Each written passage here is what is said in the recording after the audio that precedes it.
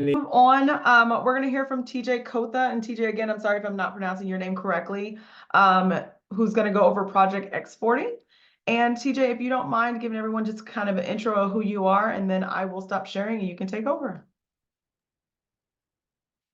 Hey, so I'm TJ Kotha. I'm working in O3DE as a software engineer, and right now I'm working on the project export feature and getting that up to par, and just making sure that the overall end-to-end process is smooth. And there's many aspects of how that works for O3DE. So you have the onboarding experience, and then you have the complete backend, which is once your game is done, you want to get this released as soon as possible. So I think with that, I'm going to start by trying to share my screen. Now, can everyone see the screen that I have up? We sure can. Yep. Cool. So I'm going to start at a high level, just try to catch everyone up with a summary of what is going on with the project export. So up until now, so as far back as 2022, we never had a formal export process for O3DE. Usually what happens is people would download O3DE, they would start their project, and maybe they would make some headway into the editor, and everything looks great. But there was a massive problem. There was no direct way to just simply export the project. Usually what you had to do was you had to look up documentation just to see what the steps were to take your project and then build it out into some release package that you could share with your friends. And it can be done. The tools are already there, but the problem is a communication barrier because if you don't have everything tied up together in a nice bow, it makes it very hard for new users to come on board and actually try things out and successfully release new projects. So we've been battling this uphill war with the cognitive burden for all these tools because new users would suddenly have to be concerned with how CMake works, how the ACID processor works, etc. And as you can imagine, that gets very error prone. And another wrinkle in this is that as O3DE is open source, we want to try and not railroad ourselves into too restrictive a system for dealing with exports. So we wanted to find a way to do this where the community can add export use cases as needed. So this is what the project export task was all about, was finding out how can we make it easy for people to export their projects and also for the community to expand the use case of O3DE as their needs see fit. So the development approach we're taking right now is a two-phase approach. So like Joe mentioned, we're focused on the CLI right now because that's the back end, that's the backbone for how all of this is going to work. And we chose to work with the Python CLI because we already have the O3D Python code base to work with. And from our experience, Python is the most flexible for engineers to work with. So it makes it easier to add new use cases. And even for people who are newer, I would say adopting Python is a lot easier than adopting CMake. So once we have the APIs solid for that, it makes it a lot easier for newcomers. Once they're a little more advanced with their use of O3DE, they can start adapting the export process to their own needs. And as implied by this, once we have that solidified, that's when we work on the user interface because all the necessary backend components are ready. So I'm going to zoom in a little more on the CLI setup. So basically what's happening here is that we have the CLI accessible using what's called the O3D batch file. And you'll find in the documentation that we refer to this file a lot. It's basically the entry point for how you use the command line tools. And in that, we have a command called export project. And what's unique about export project is that on its own, it doesn't do a lot except it imports what's called the export script. And this script does the actual exporting logic for getting your game ready for distribution. And at a minimum, it will take a project and it will output your game package.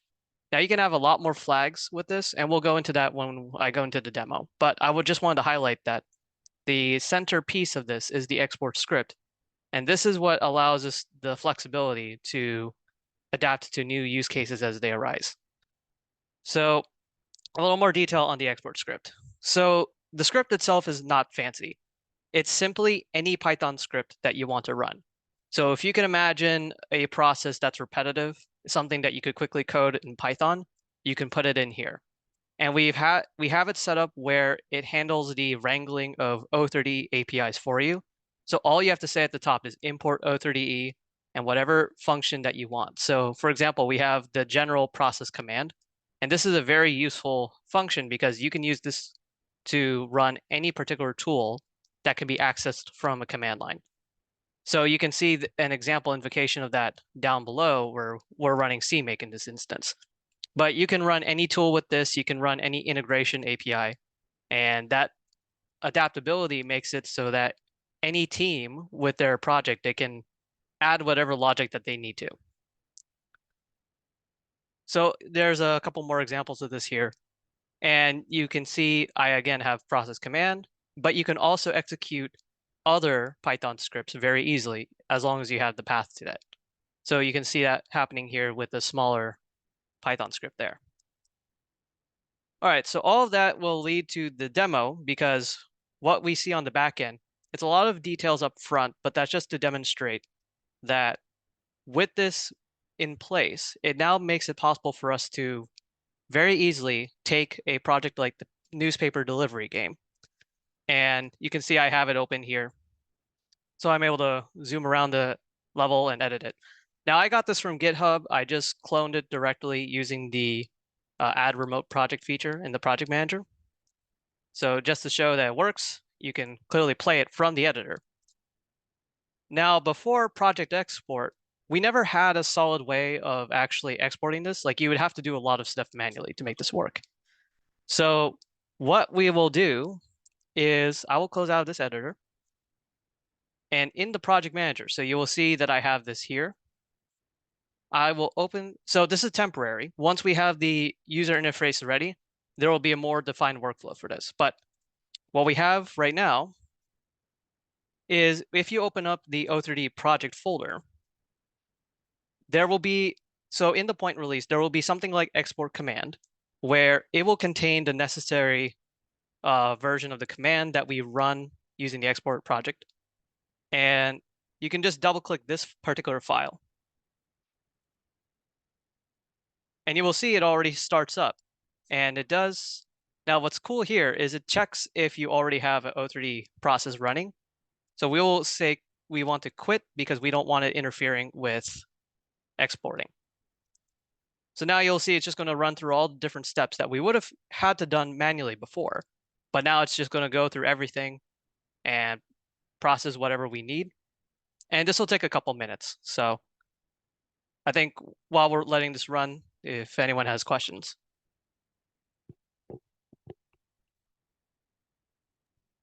And again, just feel free to raise your hand or come off mute and ask your question. Does this Sid? work on Mac as well as PC or even Linux? So I was able to get this working on Linux, but we're still doing more testing with that. With Mac, I do have some form of export script, but I wouldn't say I'm as confident with that as I am with Windows and Linux. We did do some work with the iOS export script, but that was admittedly a different process from what we're doing for the PC platforms. So right now, Mac is not considered like officially supported. It's partly supported because it's required for iOS. But if anyone wants to help, shore up the Mac side, that would be awesome. Yep. Okay, so it looks like the export process concluded and it opened up the output folder for us. Now, you can see that it shows the folder where our actual game distribution is at, but it also shows it zipped for us. So that's nice. If we like what we see, we can immediately just take it and run with it, put it up on itch.io, wherever we want. So I can go ahead and go into this folder and just go to the game launcher and just press play. It'll take a bit to load. Yep. So just like what we had before. So I'm able to run around, throw, and yeah, that's everything. So that's the main feature for project export. So as you saw right there, it was very simple for me to export that project. I just simply clicked and it was able to go. And we are, as we speak, we are updating the project templates in the point release so that all projects going forward will have a similar command file that you can just simply double click and run. And at a basic level, you will be able to take a bundle of levels and seed assets and get those exported out into the project. But fair warning, once you're sufficiently far along in your project, you're probably going to be at a point where you're advanced, where you're going to evolve the export command as you go. So now I think for the sake of time, I'm going to move on from that because that's basically the demo. And I'll just talk about some of the results we got. So just for comparison, you saw it only took a couple minutes for us to export the project. But back at the end of 2022, it took one engineer a solid week of investigating how to export a project just to get them to export the same game that you saw today. So what took me about 2 minutes took about a whole week back before we had this export process. So now using the export scripts, the only real-time bottlenecks you will have, assuming that the project setup is correct, is the actual building and processing time of the tools themselves. So if you have a lot of code that CMake needs to compile, then that's the only wait time that you have. And as we speak, we're also improving the SDK installer to include monolithic release. And thank you to Alex Peterson and Steve and Gene for all their help on that. And currently we have the export scripts available for PC, Hey, TJ. Linux, and iOS. Yes, Joe? There was just a brief pause, and I didn't know if it was me or if it was on your end. Oh, yeah, I'm not Nope, sure. you're in, Joe. There wasn't a pause. So with that, the upcoming work, so there's quite a bit of updating to do with the documentation. Now that it's in a more desirable state, I think I have a lot of notes on what I would like to communicate about the project export process, because the goal is to make it as clear to understand as possible, even from the CLI level. But I get the feeling that once we do more UX integration work, a lot of this is going to be much easier to communicate. This is just the temporary state because we're in between those spots. Upcoming, like Joe mentioned, is also a dedicated export script for Android. We have some engineers working on that now. And we're also looking to improve automated testing for the export process in general, because we're hoping to get this working in such a way that we can prove end-to-end integrity of O3DE. But that's a larger goal as well. So I think that's everything I had to share. I have a question, TJ. First, awesome work. I'm excited to see this. And my question is related with right now from the messages I saw in your presentation, it looks like it defaults to the profile build. Is that correct? So the script, yeah, let me go ahead and break that down. So the script that I chose, I used profile monolithic for today's presentation. Once the point release is out, we will have support for profile and release. That's what the engineers are working on supporting right now. Okay. So in truth, you will be able to choose which one. And this is why I was mentioning that once your advanced cases, your actually, since you brought it up, we might as well look at this file. So basically all I did was I wrote a batch script that had the actual command that you would run. So you have O3DE bat, export project, you pass in the export script, and then there's a bunch of these flags here. So for today's presentation, I chose to use profile, but in your own project, you can just change this to release.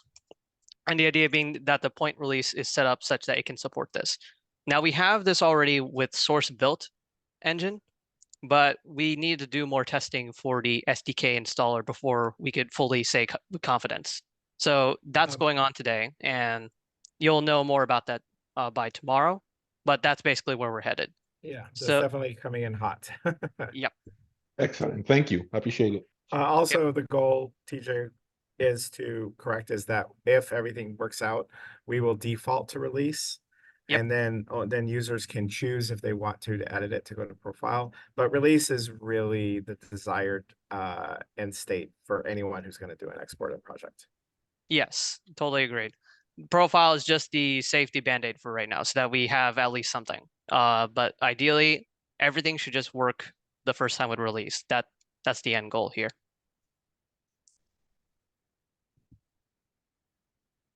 This is sort of unrelated, but I was curious, how much of a performance boost do you see in this newspaper game when you create an export build? It can depend. I mean, I don't think I personally noticed too much of a difference, but it may just be that the game itself is a little simpler. You may have engineers who've worked on multiplayer sample give you more measured statistics on that. I would say if there is any slowdown, it's mostly going to be between the profile build and the release build, but I don't have any hard numbers for you. Sorry Yeah. about that. Depends on what you're doing. It generally it's between 5 and 10% between the profile and release builds. Granted, you won't have the editor, so like when you do a project export, it's a standalone project, so you don't have the editor running in the background and all of that, and so there's performance increase there, really depending upon your system specs. But the main point of project exporting is that it packages everything up so you can distribute it to other people who do not have O3DE installed. Well, the performance improvement comes on project startup. So once we export it, if you export to monolithic, you're not doing additional module loads, and for sure it doesn't try to connect to as a processor, which was another delay during startup. Yeah, ACID processor communication is probably going to be one of the big bottlenecks because you're spending most of the time networking. Looking at actual frame rate increase, this would only impact CPU, and so only if you're CPU bound would you see an impact on performance frame rate, which in this case probably is not the case with this specific game.